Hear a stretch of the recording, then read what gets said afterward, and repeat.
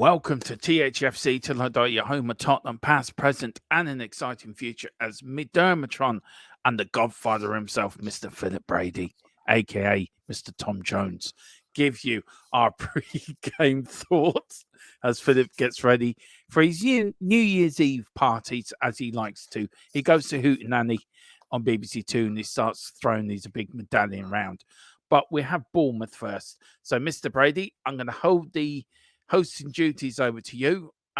So over to you, sir. And when we get to the predicted lineups, we can have a little bit of a discussion. So over to you, sir. Thanks, Dermot. Bournemouth at home, last game of the season. Not the opposition I would have chosen after that debacle down the south coast on Thursday night, which I was fortunate enough, thanks be to God, not to see. Just tell you a quick story about that. We were at a family funeral. I was staying in a hotel up in Donegal and got up to the room anyway, and no remote control for the TV. Eventually didn't get a remote control for the TV, so I'll go down to the bar and I'll watch it in the bar. Went down to the bar, the darts was on, right? And the type of fellow that was watching the darts, I would not have asked him, would you mind switching over to the football? So I was actually lucky. I didn't see the bloody match, but anyway, just the highlights or the lowlights afterwards, you know. Anyway, that's my story for missing Brighton. Right, we're playing at home to Bournemouth tomorrow at 2:00. Bournemouth are the form team at the moment in the Premiership, and I didn't think anybody would be thinking that. They're normally a mid to lower table team. They're playing very, very well. No team has picked up more points in the last 6 games than the Cherries. And we had our 3-game winning run snapped in half by Brighton. I hope there's a lot of the Spurs players from that match are looking at themselves and deciding that was not good enough. But anyway, the game is on in the Tottenham Hotspur Stadium at 2 p.m. tomorrow, Sunday, the 31st of December. That's 9:00 Eastern time in the States, 6:00 Pacific time, and God knows what time in the future in the East and Australia. It's ahead of the time. It'll be 9 o'clock in the evening and maybe 11 o'clock in the evening in some places. Simon Hooper, our favourite referee, is refereeing the match. Let's hope he has a good one. He's due a bad one against Spurs, so I hope to God it's not tomorrow. And VAR is David Coote and his two-headed coin, which you no doubt flip to see is it onside or offside. Because that's the way I think they're making the decisions nowadays. It's not by technical things or science. Very anyway, quickly on that, Phillip. Very quickly, I was doing the game on what game was doing the Everton Man City game on Wednesday. Tuesday. Wednesday. Yeah, Wednesday. And the Palace game, that should never have been a penalty. I'm still the Chelsea's winner. That should never have been given as a penalty. Oh, I didn't see it. I didn't actually see it. So we watched it, and everyone was saying in the chat it wasn't a penalty. I quickly switched over to Premier Sports 2 or 1, and I saw it, and I'm thinking that firstly the tackle was outside the area, and secondly, how could you give that as a penalty? It was bizarre. It really was. Sorry to interrupt you, Phillip. Sorry, I'm just saying. No, that's all right. VAR. So West Ham's goal against Arsenal, one of the goals, the ball was out of play as well, by all accounts. Yeah. So it's not getting any better, is it? Really? Let's just get rid of it and let's go back to the old way of doing things. Yeah. There might have been mistakes, but at least then you knew who to blame. Nowadays they're hiding behind each other. Who's to blame? But anyway, here's the record for Spurs at home against Bournemouth. 3 wins. Bournemouth 1 win. That was that late winner last season when we lost 3-2. The match that cost us European football, in my opinion. We got it back to 2 each, and that point would have taken us into the Conference League, but we didn't hold on, and there's been 1 draw. So the last meeting, we won 2-0 down at their place at the start of the season in August. And that's the record against them in recent years. And our current form does not look good. We're bookended, 2 losses and 3 wins in the middle. Let's hope there's another W on the end of that tomorrow. And Bournemouth are draw 1-1-1-1-1, which is good, I have to say. They'll not be fearing us tomorrow, that's for sure. No, they won't. And how to watch this game? Right, everybody from behind their couch. It's probably the best way to watch it. England is not on TV at all tomorrow. That is the problem. England and Ireland is not showing anywhere. Sky, in their infinite wisdom, have decided to go on the dark side again and showing Fulham versus the other mob down the road. In the United States, it's on a number of stations: Universal, NBC, Telemundo, NBC Sports, USA Network. God, America's getting more coverage of it than we are. And in Canada, it's on Fubo TV. In Ireland, nothing. Nothing. We are actually also showing we're doing it again. We're doing better than Sky. We're showing you 2 Premier League watch-alongs tomorrow. Of course, me and Philip will be bringing you Tottenham against Bournemouth, and Bobby on the other channel at the same time on THFC till I will be doing the Arsenal Fulham game or Fulham Arsenal game. So both games will be streamed live at the same time. I don't think nobody's ever done that on any other channel before, have they, I Philip? don't think so. No, I don't think so. It's a first. It's interesting to see who comes out on top. Who gets the, it'll be good. Very interesting, And I should say, by the way, sorry, go on there. We did it the other night when we were playing away to Brighton. We actually did it, but there was a 15-minute difference or half an hour difference. Yeah. I It's don't 45 minutes actually. before. It's 45 minutes. Yeah. No, it's always we're always first here, then. We're always first. Yeah, of course we are. We're the unique channel. Go on, you're going to say, Philip. Go on, sorry. I was going to say, for anybody in Ireland tomorrow, they're probably showing a rerun of them Gone with the Wind at 2:15 tomorrow. So anyway, or The Sound of Music or something like that. Home Alone 23. The usual Christmas films. At least the Late Late Show doing something New Year's Eve this year on RTE. They've pushed the boat out this year. That's right. I don't think have they ever done New Year's Eve in the Late Late Show before? I don't think they have. I don't think so. No, I don't think so. They normally leave it to Jules Holland to do it on BBC or something like that. Yeah, he's cracked by this the year. Way, actually, anyone watching, there's an Irish girl from Donegal's on it this year called Maureen Bradley, 16 years of age. Watch her; she's brilliant. Yeah, so they are. And of course, Philip will be tucked up in his bed at 11 o'clock tomorrow night. It says, "Feck New Year's Eve. I'm not staying up to midnight." The Spurs lose, that might be the case. And Mary would be dancing around the room with a potching. But that's another story. Yeah. Now, here's the injury list. Here's the walk of shame. James Maddison, ankle injury. But hopefully now he'll be back soon. Hopefully. Benson Curl, he's gone for another month or more anyway. Solomon, no real know about him. Maybe I keep using this one, maybe January. Mickey van der Ven, he's the one I think could be the first to come back. There's rumours he could be back for the United game on the 14th of January, which would be great. I just hope we don't rush him back too quickly. Christian Romero, the biggest miss of the lot, in my opinion, at the moment, because we have nobody in the defence. He'll be out for the month of January at least. Ivan Perisic, bye-bye, Ivan. Never see you again. You're gone. And Ryan Sessegnon, the invisible man, is going to call him now. Does he actually exist at all? Because nobody's seen him for the whole season. I mean, is he there? The guy could be dead, and they're keeping it quiet because nobody noticed because he hasn't been seen any of the games. I love the bottom bit, Philip. Right, everyone's got like a predicted comeback date, and with him, it's unknown. Don't know. Never. He probably lasted about 10 minutes in his return match. He'll be off again for the rest of the season. Anyway, it's terrible. It's a terrible injury list, and these two guys are no excuse. Absolutely no excuse why they should be suspended. Basuma, you're an idiot. And Kulichevsky, you're not far behind. So that's all I'm going to say on that. He was a bigger idiot for giving away the second penalty against Brighton. He was. Yeah. Don't get me started, Philip. I've never. Somebody put in the comments that game has never heard me swear so much during one watch along than I did that night. I was swearing every 5 minutes. I wouldn't blame you. I was actually doing for you as well as me. I was pretending to be you with me. Yeah. Well, all I could do was follow the match on Flash Score, and a couple of times this maddens me at Flash Score. A couple of times when Spurs were 2-0 down or 3-0, big chance came up for Tottenham, and suddenly went away again because the goals were offside. Anyway, if I worked it out right, if Richarlison scored, he would have scored a hat trick. Yeah. We would have won 5-4. Yeah.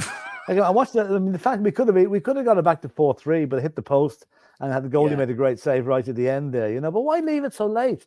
The game is 99-100 minutes long now, not 20. It's as if they kind of woke up from a Christmas piss up about 75 minutes in and started. Sorry, Philip. Just got to go back 2 minutes. Just carry on. So with the predicted, I'll be back in a minute. No problem. Anyway, the predicted lineup is Vicario in goal, the only goalkeeper that the guy kept us in the game on Thursday. Only for him, it could have been embarrassing. Fullback, oh God, Pedro Porro. I suppose we'll have to play him. He's all right. Odoji is important. Ben Davies in the middle. And for this one, I would actually bring in Ashley Phillips because Emerson Royale is not a centre back. No, I think it's got to be done at some stage. Bring him in and let's see how he gets on. The midfield, we've got Oliver Skip and Papa Sarr playing his last match. And who's the one in the middle? I can't remember. this also. Lo Celso, yeah, Lo Celso. Yeah, I wouldn't let Højbjerg near that team, Højbjerg, whatever you call him, because I think it seems to me as if he's got one mind on his next move, because he certainly wasn't playing for Tottenham the other night. That's his name. Yeah, he wasn't playing for Spurs the other night. He was playing for his new team. He wasn't, and that's unforgivable. That's unforgivable. Sorry. Yeah, it is. I've been on his side up to now, but I'm afraid no. He can go now. As you noticed, Philip, his name is not showing. I noticed that. I noticed that. Yeah. And also, the fella you're about to mention is now going on to our next Spurs shirt, Brennan Johnson. Okay. He's very good. This will be the front three anyway. Although it's great to see Velez get a goal the other night. He took it well too. I was so delighted from Philip. I was over his reaction was like it was a bit like Hoyland's the Villa game, right? And I look back to that, and Hoyland's reaction was like it meant so much to him, and it meant so much to Velez the other night to get a goal. Yeah, that's great. It was great. Good to have him in reserve, you know. Be there, Philip. Well, I mean, let's see. Sonny didn't turn up the other night either, which is a bit worrying. Again, was he looking towards the Asia Cup? You know, it's just all these players going away. We're going to lose Son. We're going to lose Basuma. We're going to lose Papa Sarr. I mean, there's only two clubs in the Premiership not affected by these two tournaments. Manchester City, I don't know who the other one is. But, you know, it's crazy having these tournaments in the middle of our season. It really is. But anyway, that's going to be the front three. Donnelly maybe might get a look in on tomorrow night as well, and Velez certainly will. But I'm hoping that there's a reaction. The crowd needs to be very important tomorrow. If the crowd go quiet on these teams, Bournemouth will roll us over. Because they did it last season. Okay, I know everyone did it to us last season near the end, but I'm like you, Dom. I'm worried about this game. I think if we can get a couple of goals ahead, we might just have too much for them. But if they get a good start, I don't think that team is strong enough to get it back. What worries me, Philip, is the back four. It's the back two. It's the centre. Oh, absolutely. Ben Davies for me was woeful. And look, I've defended Ben Davies. And look, me and Dave have had talks about this. And I said to him, look, he did back up his performances. And Dave has been banging on quite consistently about Ben Davies. And he was woeful. Emerson, as much as he tries, it's not a centre-back, Philip. No, he's not. He's trying. He's doing his best. But I mean, it's square pegs in a round hole. You can't play in the Premier League, the best league in the world, with 4 fullbacks in the back line. It just cannot work. No way. Brighton had the balls to play young fellas against us. Why? We should have thrown one of the young lads in on Thursday. Like, I know your feelings in that, Dermot, and I'm a bit more conservative that way. But I think Thursday would have been an ideal opportunity to play Phillips at the back. But see, you've got Phillips and who's the other? Dorrington. Them two have got a partnership in the under-21 side, so they know what each other are doing. They play together. So what's the hassle of putting them in? You've got 2 experienced wing backs next to them. For me, Sonny's not a captain.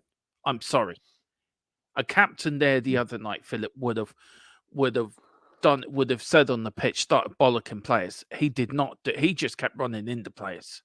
And as for that useless article up front, he was more offsides than a fucking pigeon. I mean, honest to God, I think he was trying to do the pigeon dance early. Nobody, apart from Vicario, he was my man of the match. I give the team on Thursday, Philip, -10. The lot of them. And I give Vicario 10. He was fantastic, Vicario. Yeah, he really was. was. Listen, we just got to hope that they've got a bit of pride in their team tomorrow. Now the bench. The bench. I struggled with this. I really struggled putting this bench together. You missed there's 8 subs there. That's enough. I couldn't think who else to put on there, Philip, to be fair. Probably put let me see. Okay, Dorrington's there, Donnelly's there, Velez is there. Maybe I Santiago was from the under yeah, 21s. Santiago. I was thinking of putting Ange on the bench. Maybe Ange might find his boots to Yeah, to it come might on. be. It might be. Yeah, I'd say he might need him. He probably needs a new pair after kicking ass after the game on Thursday. Yeah. Yeah. You know. And of course, Dyer's on there. We've got Højbjerg on there. Velez. Velez is on there twice. I mean, I was so looking for numbers, Philip. I had to put him on twice just to make up Yeah, the yeah, numbers. But yeah. that's the bench. So not a lot said that the better. Not good. Not great. This is the Bournemouth side, Philip. They're playing the House 4-2-3-1. So household like names, us. every one of them. Oh yeah, very much so. And then this is their team use because Fredericks Ryan and Fredericks, yeah, Lloyd let you Kelly, read all right, that. miss Sorry, it. Lloyd Philip. Kelly. We were looking at him during the summer. They all missed a win over Fulham, which forced Ango Katara into a defensive position. Kirkes is the most likely to return to the fold this weekend. Hamad Tayori is a doubt due to illness. He's got malaria, apparently. Yes. While Darren Randolph and Tyler Adams are long-term out. I thought I was going to say Darren Anderton there for a minute. It's a throwback. Long-term absentee made me think it was Darren Anderton, you know. Because that was his But forte back in the day. yeah, it was, yeah. Look, Philip, well done for doing that. Absolutely fantastic. This is now going to be the thing going forward. Philip Brady is going to be the man for the pre-match thoughts.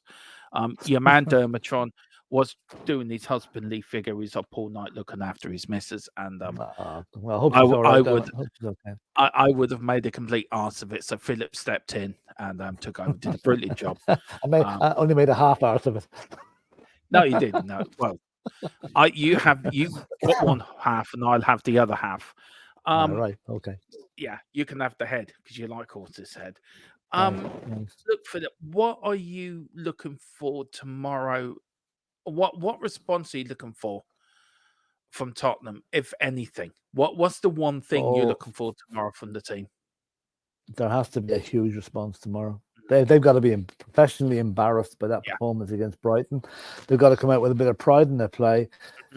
You know, the crowd is going to play a big part tomorrow. The crowd needs to get behind it because the crowd will be, you know, critical, anxious after the other night. Crowd needs to get behind it. If we get an early goal, if we get an early goal, I think we should be up too much for Bournemouth. But if they get the first goal, I really worry what's going to happen in this game. Because we don't have the bench to shore things up. I'm really going to hold judgment on this team until we get our players back. You know, then we'll see how we're doing. We haven't done, when you think about it, with half the side missing for the last 6 weeks, we haven't done too badly. We're still there or thereabouts. You know, so that's good. We're still ahead of the curve, but we could slip away badly with a couple of bad defeats, and that's worrying, especially with like Man United coming up away. You know. Yeah. Philip, just while you were away yesterday, breaking news, Hugo Lloris did sign for Los Angeles Football Club in America. The deal has been agreed. Contract signed until 2025, plus multiple options to extend next year's. Now, he will get a farewell take place tomorrow, of course, before the Bournemouth game. Yeah. Lloris will wait for his visa and then travel to USA. Look, I said it yesterday during the show that Lloris did 8 good years at Tottenham, but the last 2 were just shite. Are you on the same page as that, or am I being a bit too harsh on him? Well, no, listen, I'm going to leave the bad years apart because everybody goes through bad patches in life and you can't legislate for that. I'm going to say I hope he gets a rousing ovation tomorrow when he comes out on that pitch. Because in all fairness, he deserves it for all the good games all the games he won for us, for all the goals he stopped, for his leadership. And, you know, he's been there 10 and a half years, one of the longest serving players we've had for a long, long time. So forget about what he's done wrong in the past couple of years. That's all in the past. It can't be rectified. Let's give him a rousing send-off. And I wish him every success in Los Angeles when he goes over there. Yeah, I do too. And also, Philip, a few news coming in. We're in talks to sign Gallagher from Chelsea. We've put in a 35 million bid in for the general defender Rudu Dragonushi. I think that's what his name is. I probably just killed his name. Bless him. Sorry. I'm happy with the Gallagher deal. You know me, Philip. I've been banging on about Gallagher all summer. Yeah. I would love him at Tottenham. I'd take Gallagher now. If we assume that Højbjerg is going. So, yes, I agree with you. Højbjerg could be going to Juventus for 25 minutes. Now, what I'm hearing, this is the latest. Very quickly, I've gotten Højbjerg. Where is it now? Jota as well, Philip. We're in for him, but Aston Villa and Celtic are also in for Jota as well. What was in? Where is it? Oh yeah, Højbjerg. It's Spurs are demanding 25 million and a permanent deal, loan plus obligation, with Juventus keen on his signature. So that could be Yeah, one right. Okay. deal go through, Philip. And the last bit of news I want to get your thoughts on this. We're going to go more into it tonight, the Cockle Clock podcast, of course, the review of 2023. The Italian Federation, the FIGC, decided to approve clauses to prohibit access to the Super League to Italian clubs. The FIGC will not allow to join any competition other than UEFA, FIFA, or FIG ones. If any club joins the Super League, it will be excluded from Serie A 24-25. Have they? Good. That's the way to do it. That's the way to do it. We're going to go more into it tonight, Philip, but just very quickly. Yeah. Did the Premier League now have to follow suit? Yeah, have to. Yeah, fair dues to the Italians. That's a good way of doing things. They've got out quick and done that. That the only way is to threaten the expulsion. If you join that league, you're gone and you won't be let back in. Only way to go. Yeah. And I hope the FA do exactly the same. Well, this is the first member show for all our new members, Philip. We're going to have to update the members list down below because we've got a load of new members yesterday. Thank you to Wayne Bonner. Do you want to say anything to Wayne? He was very supportive of us yesterday. So do you want to say anything to Wayne for what he did yesterday? Wayne. So I believe, Wayne. Thanks very, very much for that. Very, very much appreciated. You are a great asset to this channel. You're always there with your comments, and this is a great asset to us to have more members coming in. Thanks to you. Everyone got a Christmas present from Wayne Bonner. Thank you very much. Yeah. So listen, please hit the like button. Please hit the subscription button. Please subscription, Dermotron. Get it right, subscription. Pick up your memberships as well and send old Tom Jones there a super chat. He does need the super chat. It's to buy new equipment and his Zimmer frame for when he goes on the stage. You know, he needs protection. Thank you, that's okay. So will you with comments like that. Anyway, carry on. When I go up on the 11th and see Phillip, I'll be chucking peanuts at Phillip. He'll be chucking drumsticks at me. Get out. Yeah, he'll have me banned. Derval, you can stay in. That's fine. You fecker, you're banned. Get out.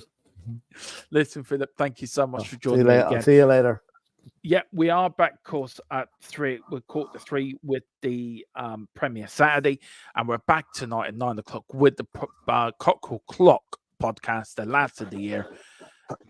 Going over this year with Spurs, me and Phillip, our thoughts.